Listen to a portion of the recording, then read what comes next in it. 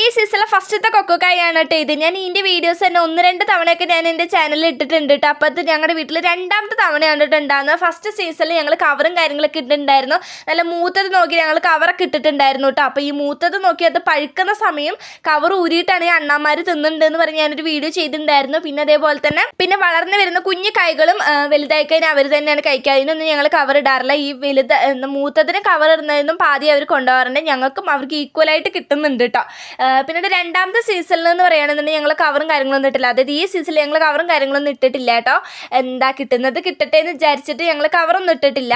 പക്ഷേ ഫസ്റ്റത്തെ 1-2 അവർ തന്നെ കൊണ്ടുപോയിട്ടോ. പിന്നീട് അണ്ണാന്മാരുടെ കണ്ണിൽ പെടുന്നതിന് മുന്നേ ഞങ്ങൾക്ക് ഇത് കിട്ടിയപ്പോൾ ഞങ്ങളിത് പറിച്ച് വെച്ചു.